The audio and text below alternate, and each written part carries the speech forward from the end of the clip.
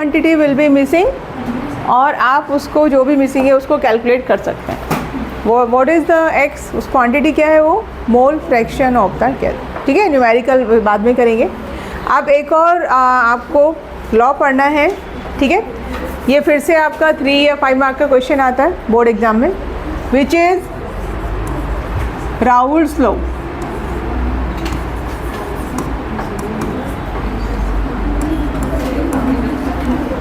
ठीक है, क्या है?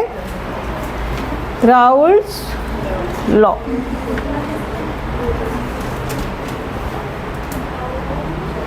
ठीक है,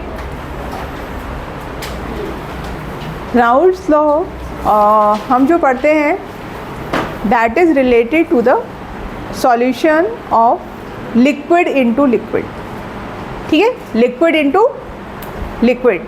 ठीक है, तो यहाँ पर instead saying solute and solvent I am going to use the word components, component 1 and component 2। अब उसमें जो भी आपका लेसर क्वांटिटी में अवेलेबल होगा that will be consider as solute. इतना आपको समझ में आता है। ठीक है, और यहाँ पर भी 2 केस मिलते हैं। फर्स्ट, अच्छा पहली चीज़ तो मुझे बताइए what is the vapour pressure, वो पता होना ज़रूरी है तभी राउल्स लॉ समझ पाएंगे। वेपर प्रेशर वो पार्शियल प्रेशर था बेटा, वेपर प्रेशर।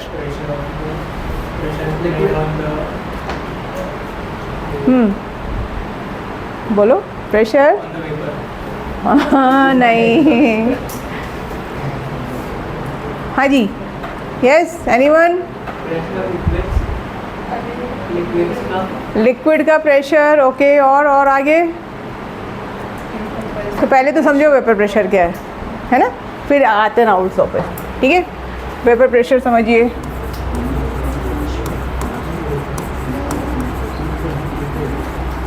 पहले आपको एग्जांपल दे रही हूँ, then I will give you definition. ठीक है, suppose this is the container. ठीक है, and this container has nothing, nothing means no air. आपने यहाँ पर वैक्यूम कर दिया, कुछ नहीं है इसके अंदर। ठीक है, और now we are putting a container having some amount of water. अब इसके अंदर कोई गैस नहीं है, कुछ नहीं है, सिर्फ आपने क्या किया, वाटर रखा है। समझ लीजिए। ठीक है, क्या होगा? After some time some molecules of water starts going into vapour phase. What is this phenomena? Evaporation. ठीक है, क्या है ये? एवेपोरेशन। ठीक है, तो यहाँ पर what is happening, H2O liquid is turning into H2O gas. ठीक है, अभी उस कंटेनर में कुछ नहीं था, तो what is happening, only evaporation is going on. ठीक है ना, कुछ और तो नहीं था, सिर्फ वाटर मॉलिक्यूल्स कहाँ जा रहे हैं, वेपर फेज में जा रहे हैं। अब क्या होगा, आफ्टर सम टाइम सम मॉलिक्यूल, जब यहाँ पे पूरे में वेपर फेज में आ गए, some molecule starts coming back into liquid phase, that is condensation.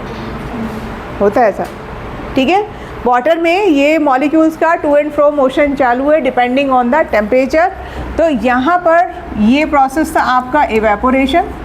ठीक है, और दूसरा प्रोसेस क्या चल रहा है, कॉन्डेंसेशन।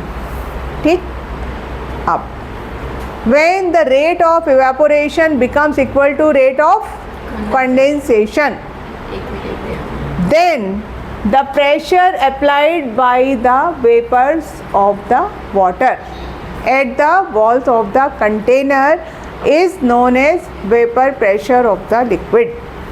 फिर से बताओ, आपका इक्विलिब्रियम मेंटेन हो गया। उस समय अगर आप इस कंटेनर का प्रेशर मेजर करते हैं तो दैट वो जो प्रेशर है उसको हम क्या बोलेंगे, वेपर प्रेशर ऑफ H2O। ठीक है, एट गिवन टेम्परेचर। कंडीशन फिर से बात आ गई कि आपको टेम्परेचर ध्यान रखना है। सारी कहानी किसकी चल रही है, टेम्परेचर की। समझे? तो ये मैंने वाटर का एग्जांपल लिया है, इसके प्लेस पे कोई भी लिक्विड हो सकता है। तो अभी आगे हम ये वर्ड बहुत यूज़ करने वाले हैं, तो आपको समझ में आना चाहिए vapour pressure of the liquid. Got it? ठीक है, तो क्या लिखेंगे डेफिनेशन में, इसका लिख लिया आप लोगों ने तो अच्छा है अपने आप। This is the pressure of the vapors of a liquid, this is the pressure of the vapors of a liquid when liquid is in equilibrium, when liquid is in equilibrium with its liquid phase at given temperature. समझे? आप अपने हिसाब से भी definition बना सकते हैं. The main point कि you should understand if I am using this word vapour pressure. ठीक है, वेपर प्रेशर का मतलब समझ में आया?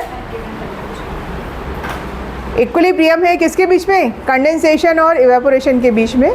तो वो वेपर का जो आप प्रेशर मेजर करेंगे वो वेपर प्रेशर है. और ये vapour pressure it is a characteristic quantity, यानी you can identify the liquid with the help of the value of vapour pressure. Water का अपना वेपर प्रेशर है, बेंजीन का अपना है, क्लोरोफॉर्म का अपना है, कार्बन टेट्राक्लोराइड का अपना है. It is something like boiling point. Fix है ना, बॉइलिंग पॉइंट सबका अपना अपना है ना. जैसे हम सबका डीएनए अपना अपना है, मैच नहीं करता, वैसी ये कहानी है. वेपर प्रेशर हर लिक्विड का कैसा है? अलग अलग है. यहाँ तक समझ में आया? अब राउल्ट्स लॉ पे आ जाओ.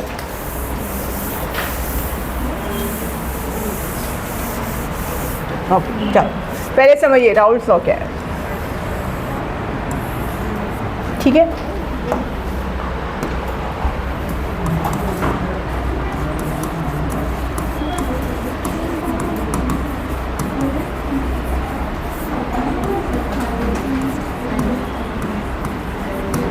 देखो भाई समझिएगा. ठीक है, राउल्ट्स ने, पहले राउल्ट्स लॉ बता रही हूँ आपको क्या बोला उन्होंने कि आपने मान लीजिए कोई आपने लिक्विड ले लिया.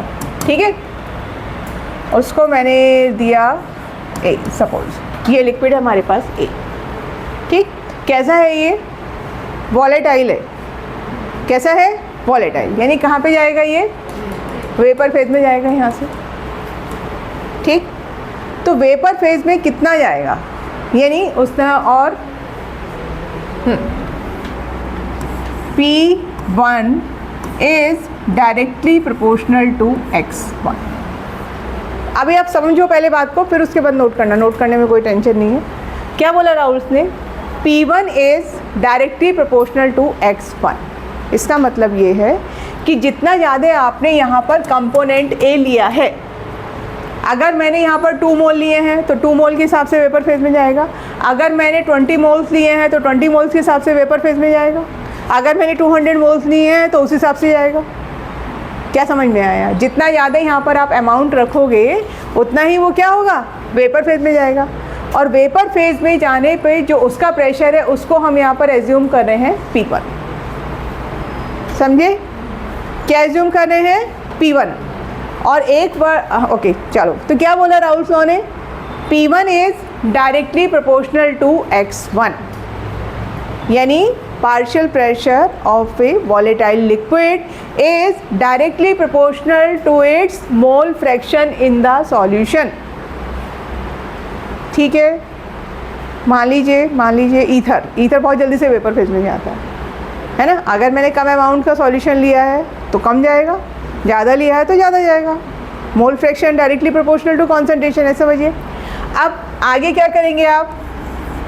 ये साइन हटाना है तो यहाँ पर इंट्रोड्यूस करेंगे P1 naught X1. P1 naught X1. ठीक है, अभी मैं सिर्फ एक कंपोनेंट की बात कर रही हूँ, जैसे वाटर का एग्जांपल ही कुछ भी आप ले सकते हैं. What is the P1 not? P1 not है यहाँ पर, P1 not is the vapour pressure of pure liquid. Vapour pressure of pure liquid. ठीक है, तो ये राउल्ट्स लॉ किसका भाई निकल के आया? आपको समझ में आ रहा है? ऐसे ही तो फॉर्मूला आपने हेनरीज लॉ का पढ़ा है, यही तो पढ़ा है आपने. वहाँ पर KH था और यहाँ पर क्या आ गया? P1 not. वहाँ गैस थी और यहाँ पर हम बात कर रहे हैं लिक्विड की. ठीक है, तो ये है आपका राउल्ट्स लॉ.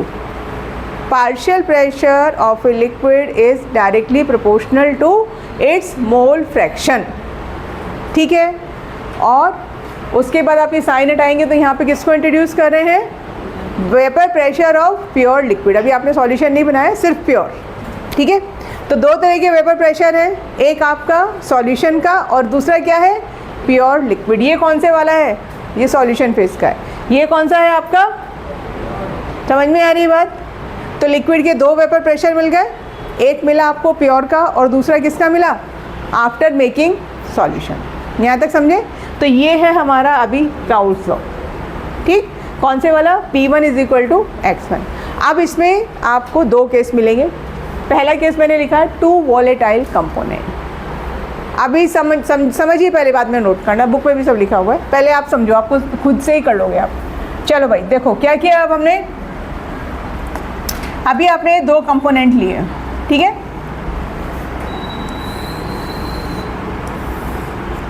आप कंपोनेंट A और B भी कर सकते हैं या 1 और 2 भी कर सकते हैं। मैं यहाँ पर 1 and 2 कर रही हूँ। आपकी बुक में भी शायद 1 and 2 दिया है ना, क्या दिया हुआ है, 1 2 दिया हुआ है बुक में, हाँ 1 2 दिया हुआ है, बुक वाला ही हो। A और B भी कर सकते हो, 1 और 2 भी कर सकते हो, आपकी चॉइस है, ठीक है। ये है हमारा कौन सा फेज़ है, ये सॉल्यूशन फेज़, ठीक है। और उसके बाद बोथ आर वोलेटाइल, तो दोनों जाएंगे कहाँ पर, वेपर फेज़ में, ठीक है। अब ये भी वेपर फेज़ में गया तो इसका जो प्रेशर आएगा वो क्या आएगा, P1। 2 वाले का क्या आएगा, वेपर फेज़ में जाने पर प्रेशर क्या आएगा, P2।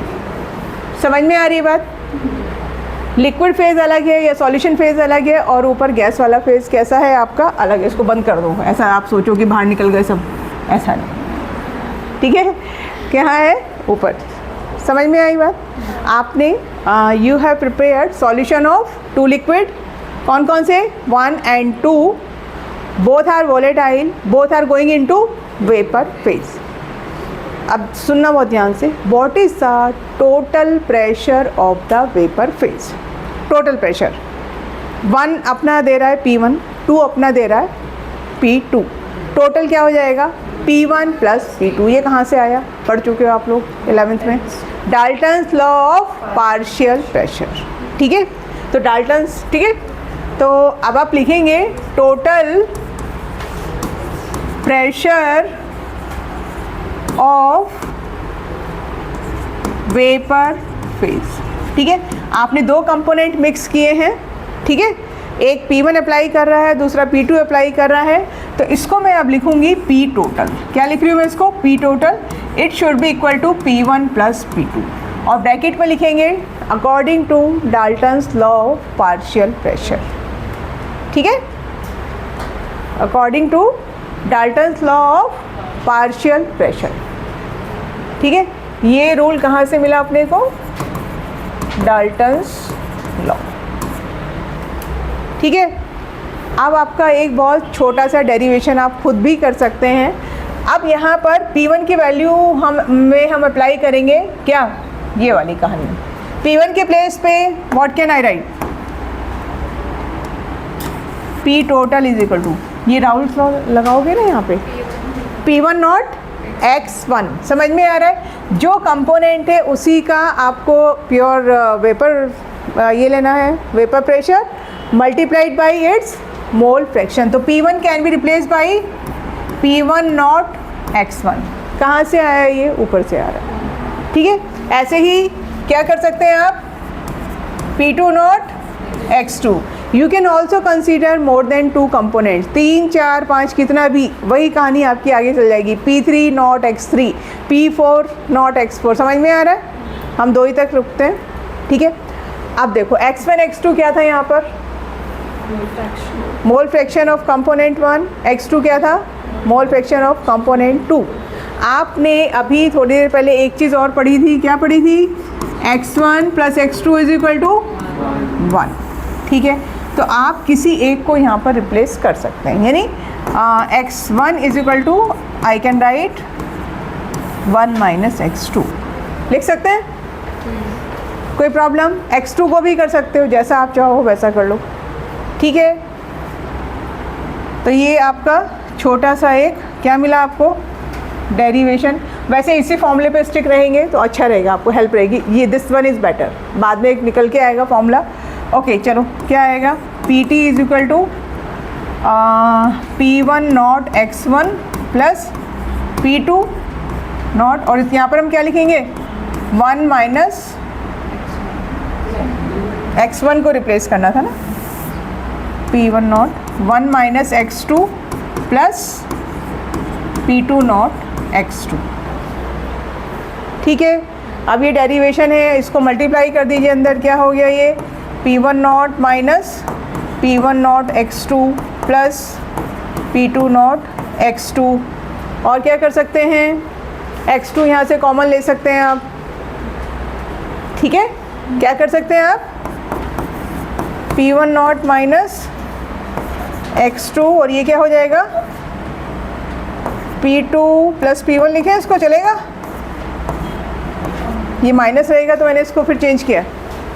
ठीक है, तो ये आपको एक छोटा सा ये फॉर्मूला मिला है, बट मुझे यही अच्छा लगता है, आप लोग इसी के ऊपर फोकस रखना। ये माइनस साइन आएगा ना, हाँ, तो वो P2 भी माइनस है, तो क्या लिखना है, okay P1 not minus P2 not. चलो इतना ही दिया हुआ है आपको। ठीक है, राउल्स लॉ। तो इसका स्टेटमेंट एक बार आप नोट करेंगे, फिर हम ग्राफ की तरफ मूव करते हैं। ठीक है,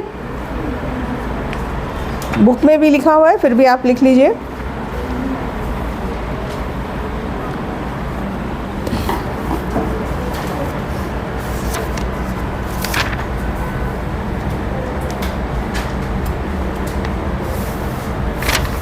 हाँ भाई, एक बार स्टेटमेंट नोट कर लीजिए राउल्स लॉ का। in a solution the vapor pressure of a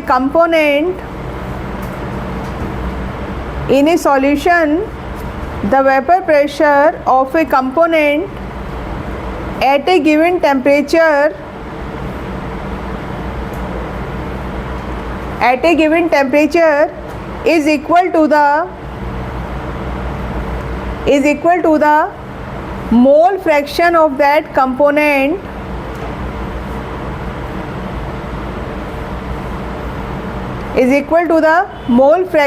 that component in solution multiplied by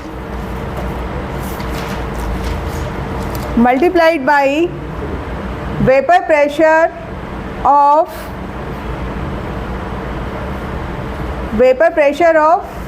that component in pure state।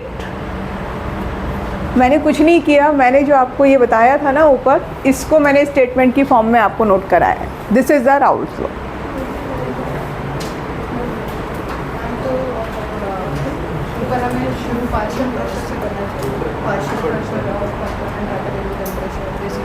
Partial pressure कर लो, वेपर प्रेशर कर लो, लिक्विड की बात करने इसलिए उसको वेपर प्रेशर बोला है। ठीक है, समझ में आया? चलो, तो ये वाली आपको बात समझ में आ गई। अब न्यूमेरिकल समझो आपको कैसे मिलेंगे इसमें, इसके ऊपर न्यूमेरिकल। ये फॉर्मूला मैंने बोला किसको पकड़ के चलना है, ये वाले फॉर्मूले को। यहाँ पर आपको वैल्यूज़ गिवन होंगी और कोई एक चीज़ मिसिंग होगी, तो आपको वो कैलकुलेट करना है, बस इतना है। तो ये आप नीचे वाली चीज़ तो अगर एग्ज़ाम में वैसे आता नहीं है, आए तो आप कर दीजिएगा, इसको पकड़ के चलो। This is the Raoult's law for component. अब इसी में अगर दूसरा केस अगर आप समझो कि अभी मैंने क्या लिखा था, बोथ आर वॉलेटाइल। अगर एक वॉलेटाइल है और एक नहीं है, तब क्या होगा, सोचो। बहुत आसान सी चीज़ है कि आपने फिर से, ठीक है, यहाँ पर A एंड B लिया था हमने, क्या लिया था, 1 और 2। चलो 1 और 2, लेकिन 2 कैसा है, नॉन वॉलेटाइल। नॉन वॉलेटाइल का मतलब क्या हुआ, वेपोराइज नहीं हो रहा है। तो वेपर फेज में कौन जा रहा है, 1 जा रहा है। ठीक है, तो यहाँ पर तो सिर्फ आपको P1 मिलेगा, तो P टोटल किसके ऊपर डिपेंड करेगा, ओनली P1। P2 तो जा ही नहीं रहा है ना, तो यहाँ पर P टोटल क्या हो जाएगा, P1 नॉट x1। समझ में आ रही बात?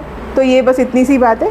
तो मेन आपको क्या रखना है, राउल्स लॉ जब भी आपको क्वेश्चन मिले, P total is equal to P1 naught x1 plus P2 naught x2। ठीक है, चलो आप एक ग्राफ देखिए।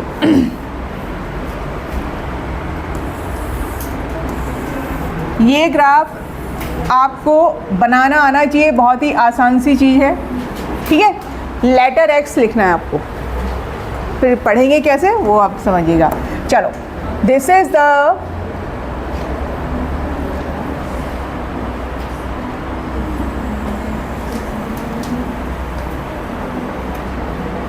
कंपोनेंट 1, ठीक है। और ये देखिए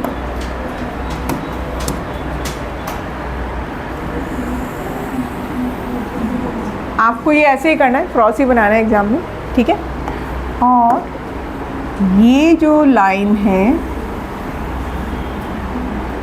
ठीक है, ये अभी आपको मैं एक्सप्लेन कर रही हूँ सब, ठीक। पहले आप लोगों के से एक क्वेश्चन है मेरा, if you compare the P1 and P1 not which is greater, P1 और P1 नॉट में कौन किसका वैल्यू आपको ग्रेटर मिलेगा।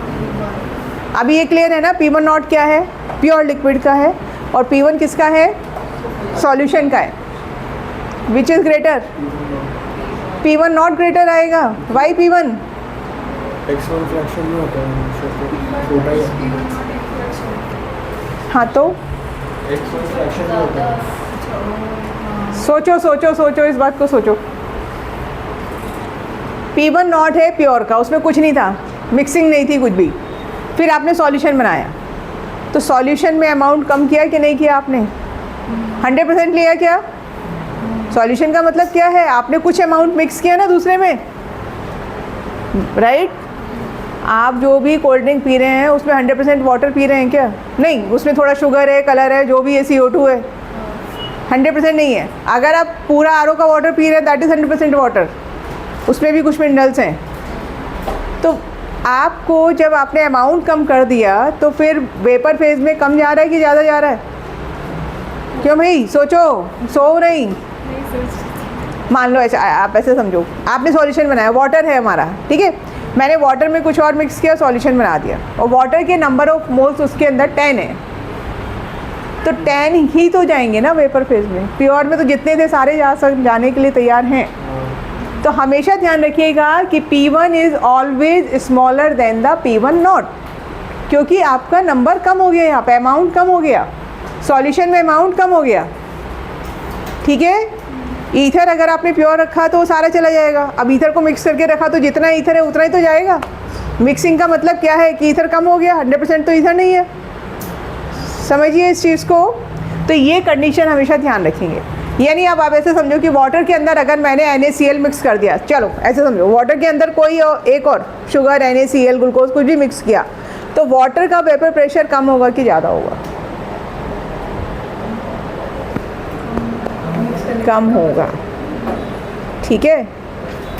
और आपको कैसे समझना है, अच्छा देखो ऐसे समझो, यहाँ सरफेस पे सारे वाटर लगे हुए हैं, सारे वाटर्स हैं, ठीक है, वाटर मॉलिक्यूल जा रहे हैं, प्योर वाटर लिया है, तो आपको जो मिल रहा है दैट इज़ P0H2O, फाइन, ठीक है।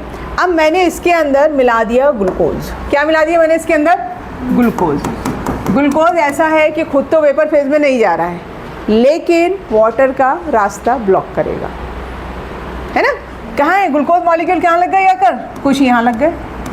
तो पहले जितने वो सारे मॉलिक्यूल जा पा रहे थे, क्या हो गया, वो ग्लूकोज मॉलिक्यूल ने क्या किया, उनका रास्ता ब्लॉक किया।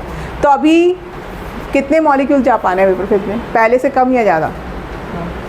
कुछ लोग होते हैं, बच्चे खेलते हैं कि ना खेलेंगे ना हम खेलने देंगे, सुनिए वो कुछ होते हैं ऐसे शैतान बच्चे, खुद भी नहीं खेल रहे हैं, दूसरे को भी नहीं खेलने दे रहे हैं। तो ये ग्लूकोज मॉलिक्यूल यही काम कर रहा है, खुद भी वेपर फेज में नहीं जा रहा है, वाटर को भी क्या कर रहा है, ब्लॉक कर रहा है। बिकॉज ऑफ दिस वाटर का जो P1 है वो कैसा हो गया, it is lesser than P0H2, ठीक है। तो हर केस में आपको यही मिलेगा, सॉल्यूशन का जो आपका वेपर प्रेशर है that is always lesser than the pure, ठीक है। चलो अब ये ग्राफ समझो क्या हो रहा है, ठीक है। देखिए कंपोनेंट 1, यहाँ पर ये जो ग्राफ है आप दोनों साइड से इसको स्टडी करते हैं, from left to right and right to left, दोनों साइड से चलते हैं, ठीक है। पहले हम मूव कर रहे हैं लेफ़्ट टू राइट, ये पॉइंट ध्यान दीजिए वाइट कलर, और यहाँ पर at this axis we are assuming P1 naught, क्या मतलब है यहाँ पे? P1 नॉट का मतलब यानी कंपोनेंट 1 इस कंडीशन पे प्योर है, ठीक है। तो नीचे ये जो हम ग्राफ प्लॉट कर रहे हैं that is between vapour pressure versus mole fraction,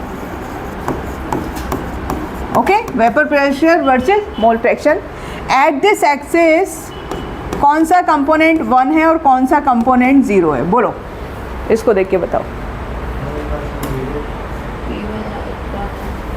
दो कंपोनेंट है, एक का मोल फ्रैक्शन 0 आएगा, एक का 1 आएगा। यू टेल मी किसका? बोली Siddharth, which is 1 which is 0? x1 क्या होगा? 1, तभी तो आपको प्योर मिल रहा है। x1 आपका क्या है? देखो समझो, देखिए ग्राफ नजर आ रहा है पीछे वाले लोगों को? माई क्वेश्चन इज कि एट दिस एक्सिस मैंने आपको मेंशन किया P1 नॉट, इसका मतलब आपका जो सॉल्यूशन है उसके अंदर 1 कंपोनेंट प्योर फॉर्म में है, तो 2 कैसा हो गया? 0। तो यहाँ पर आप क्या लिखेंगे? x1 इज इक्वल टू 1 और x2 इज इक्वल टू 0, ठीक है, समझे फर्स्ट कंडीशन। अब आपने मिक्सिंग शुरू करी, x2 का कुछ अमाउंट ऐड किया, ठीक है। यानी अगर मैं कोई ऐसे मिडिल वाला कोई भी कंडीशन लेती हूँ, मान लीजिए ये वाला पार्ट, ठीक है, ये लाइन मेरी थोड़ी टिल्ट हो गई, इसमें suppose x1 is equal to 0.2, तो x2 कितना रहा?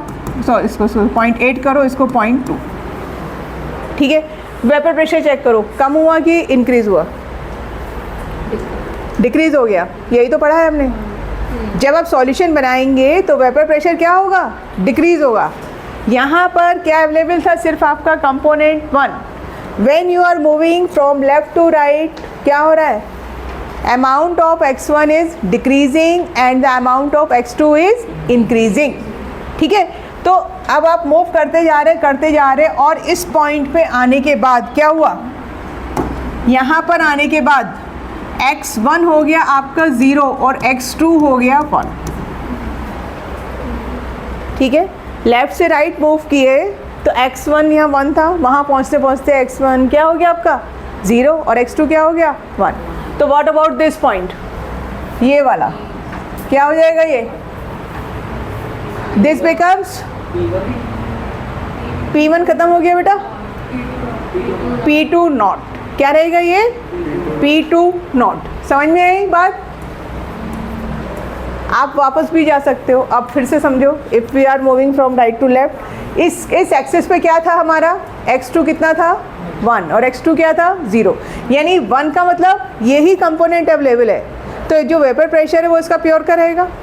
एलिशा समझ में आ रहा है? फिर when you are moving towards the left क्या होगा? x2 आपका डिक्रीज होना शुरू हुआ और x1 इंक्रीज़ होना शुरू हुआ। बीच में आप देखो उसका भी प्रेशर क्या हो रहा है? डिक्रीज़ हो रहा है। और जब आप यहाँ तक पहुँचे तो P2 तो आपको क्या हो गया? 0। क्या बचा आपके पास? ओनली x1, तो इसका क्या रहा? P1 नॉट, ठीक है। अब इन बिटवीन आप कोई भी केस अगर कंसीडर करते हैं, मान लीजिए ये, तो इस पर मैं क्या बोलूँगी कि ये जो ब्लू लाइन है ये आपको बता रही है P total. P total is equal to क्या रहेगा? P1 प्लस P2, ठीक है। P टोटल का वैल्यू है किसके बीच में लाई कर रहा है? P1 नॉट और P2 नॉट। देखो समझो, P टोटल का वैल्यू किसके बीच में आ रहा है ग्राफ के हिसाब से? P1 नॉट, यानी जो मैक्सिमम वैल्यू है उससे ग्रेटर नहीं मिलेगा और जो कम वैल्यू है उससे कम नहीं मिलेगा। P total must lie between P1 not and P2 not, ठीक है। ये ग्राफ है आपका राउल्स लॉ का। बहुत आसान सी चीज़ है, कोई टफ नहीं है। एग्ज़ाम में राउल्स लॉ पूछा जाए तो इस ग्राफ को भी ड्रॉ करके आना है। अगर हैंडीज़ में हैंडीज़ वाला करेंगे और यहाँ पर ये कुछ नहीं करना है, बस ये x बनाना है और ये वैल्यूज़ आपको लिखनी है, दैट्स इट, इतना ही काम है, ठीक है। समझ में आया राउल्स लॉ? ओके। आपकी बुक में एक और देखो, ये जो मैं अभी आपको बता रही थी ना, नॉन वॉलेटाइल बनाई थी, फिगर कितने अच्छे से देखो इसमें डिस्क्राइब किया हुआ है। देखिए ये फिगर, ये जो फर्स्ट जार है इसमें आपने प्योर सॉल्वेंट लिया है तो इसी के आपको पार्टिकल्स मिल रहे हैं। सेकंड केस में आपने कोई नॉन वॉलेटाइल ऐड कर दिया तो उसने सरफेस ब्लॉक किया तो ऊपर कम जा रहे हैं। मिली ये फिगर? फिगर नंबर 1.4 समझ में आ रहा है? तो हमेशा जो P1 है it is always lesser than the P1 not. यहाँ ग्राफ से भी आपको ये बात समझ में आ गई होगी, ठीक है।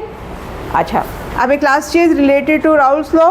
2 बज गए क्यों भाई, हो गए? चलो वैसे क्लास फॉर्मूला नोट करो। ये है आपका mole fraction in vapour phase.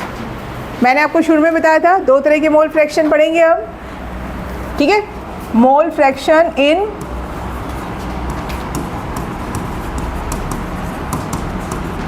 Vapour phase, ठीक है, इसको डिनोट करते हैं y से।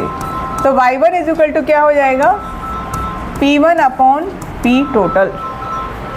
क्या हो जाएगा, y1 is equal to P1 upon P total. y2 क्या हो जाएगा, P2 अपॉन P टोटल, ठीक है। ये देखो ये अलग चीज़ है बेटा, ये उससे अलग है आपका। वहाँ आपने नंबर ऑफ मोल्स दिए थे, यहाँ पर आप ले रहे हैं इसको किस फॉर्म में, पार्शियल प्रेशर, ठीक है। So up to here we are done with the Raoult's law. अब हैं आपके न्यूमेरिकल्स, वो फिर वेडनेसडे करेंगे। हाँ कल है क्लास, ठीक है कल करेंगे। तब तक आप एक काम कीजिएगा, मेरी गूगल ड्राइव घर पे ओपन कीजिए, उसमें 12th का फोल्डर, ठीक है। वहाँ पर सॉल्यूशन 1 ये आपको शीट मिलेगी, एक मिलेगी आपको सॉल्यूशन 2, ठीक है। इसी नाम से हैं, जितना आपके पास टाइम हो ये शीट आप सॉल्व कीजिए, ठीक है। सॉल्यूशन 1 तो थियोरेटिकल ज़्यादा है सॉल्युबिलिटी के ऊपर। सॉल्यूशन 2 में मोलैरिटी वगैरह के न्यूमेरिकल, हैंडीज लॉ, ये सब। फिर हम मिलेंगे कल शाम को। आपकी डाउट क्लास भी रहेगी। कौन से टॉपिक के डाउट्स हैं? हाँ, हाइड्रोकार्बन मॉड्यूल से। बाकी लोग अपने डाउट्स मुझे आज बता दीजिएगा। क्वेश्चन की पिक नहीं भी भेजो तो आप नंबर बोल दीजिएगा बस, ठीक है। डाउट्स आप मुझे बोलिए, कल शाम को फिर क्लास।